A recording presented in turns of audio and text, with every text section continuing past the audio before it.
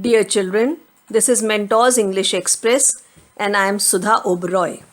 In my previous video of question answers part 1, I had explained important points and textual questions of poem number 2 Fire and Ice to the students of class 10th from their English book First Flight. In this video of question answers part 2, I am going to explain extract based questions and some short questions and a few long questions. Here are questions based on extracts. First stanza is, some say the world will end in fire, some say in ice. From what I have tasted of desire, I hold with those who favor fire. Your value points are that this world will come to an end either by fire or by ice.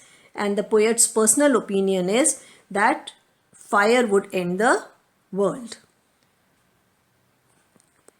Your first question is, what is the poet's opinion of the world in these lines? And your answer is, in the poet's opinion, one day the world will end. Next question is, what is the poet's personal opinion about the world? Answer is, according to the poet's personal opinion, the world will end in fire. Next is, what is the contradictory opinion of public? The contradictory opinion of public is that if the world has to perish twice, it will end in fire or ice. Next is, how are ice and fire similar to each other though they have contradictory traits? And your answer is, both ice and fire are similar in the sense that both of them would destroy everything in the world. Your second stanza is, but if it had to perish twice, I think I know enough of hate to say that for destruction ice is also great and would suffice. Your value points are that if the world has to perish twice, even hatred is equally competent to cause its end. Your question number 1 is, what does it refer to in the first line? It refers to the world. Next is, what do you mean by perish? Perish means to die or to be destroyed. Next is, what does ice stand for? Ice stands for coldness. Next is, what would be the cause of destruction? And your answer is, ice or fire would be the cause of destruction. Here are short answer type questions. First question is, how has Frost brought out the contrasting ideas in the poem? And your answer is, the poet has tried to highlight contrasting ideas of the earth's perishing in simple way. He says that desire propels in us hot pursuits to achieve success by hook or by crook. By hook or by crook means by unfair means. Hence, it is compared with fire. Hatred makes us insensitive towards others' feelings. The coldness of ice can numb our senses. The coldness of hearts can numb our kindness. That is why hatred has been compared with ice. Your value points are that desire propels us to achieve success by hook or by crook, and coldness makes our feelings numb. Your next question is, how does Robert Frost caution the common man?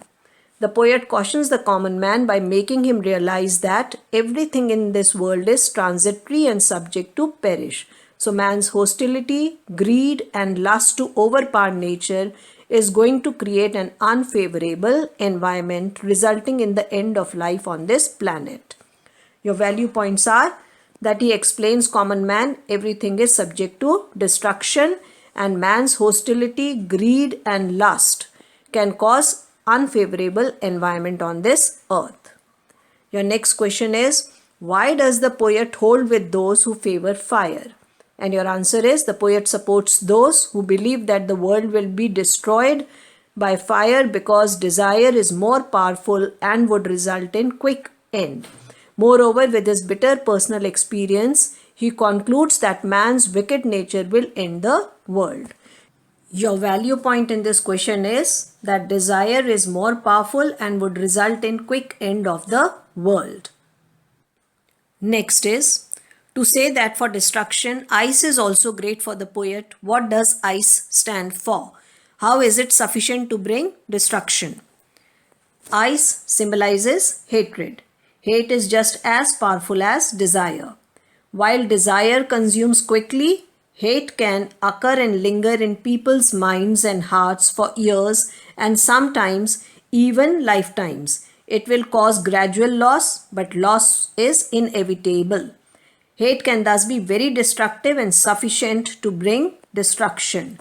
Your value point in this question is hatred is equally powerful as desire because it can linger in people's minds and hearts for lifetimes, though it will cause gradual loss, but loss will be inevitable. Next, which age-old question does the poem revolves around? The poem revolves around the age-old question of whether the world will end in fire or in ice. Man's fiery desires, conflict, fury, or indifferent attitude, insensitivity would be the reason of its catastrophic end. The poet believes that either option would be sufficient to bring life to an end on this earth.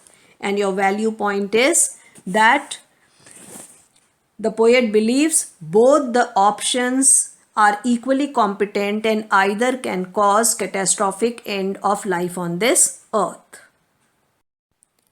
Let's understand long answer questions now. Your first question is, the poem Fire and Ice carries with it very deep thematic ideas. Elaborate on these darkest traits of humanity.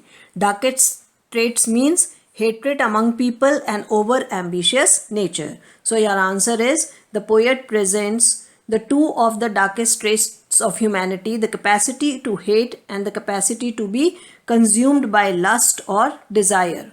Of the two, he attributes the greater of the two evils is desire, over-ambitious nature of humans. Today, people have become ardently materialistic and dream big. If they fail to achieve their goal in short time, through fair means, they do not hesitate to opt corrupt ways. This greed and lust to become rich overnight has strained their relations with friends and relatives.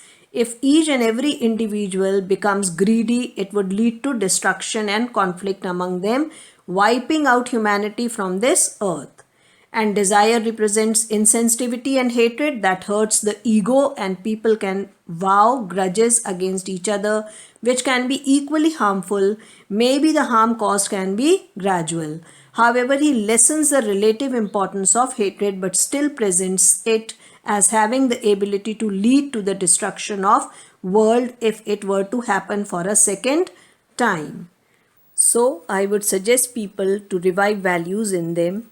They must put a rein on their desires and learn to lead a contented life. So value points in this question are that darkest traits of humanity are the capacity to hate and the capacity to be consumed by lust or desire. Next, how will the world end? Support your answer with scientific explanation. Now let us discuss this answer according to scientists. According to scientists, the two reasons for destruction of the world will be either fiery core or ice age.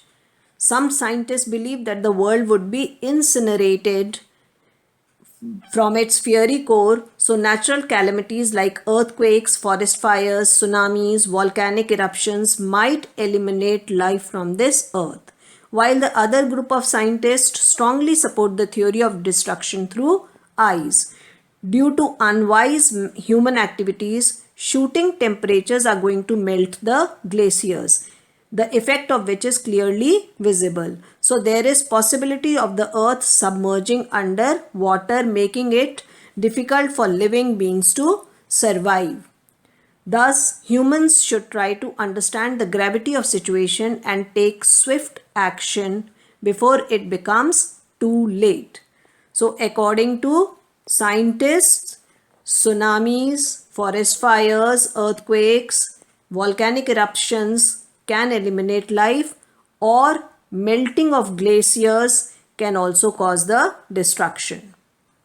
Children, if you have enjoyed this video, like, share and subscribe it. You can also post your comments in the comments box below. Thank you.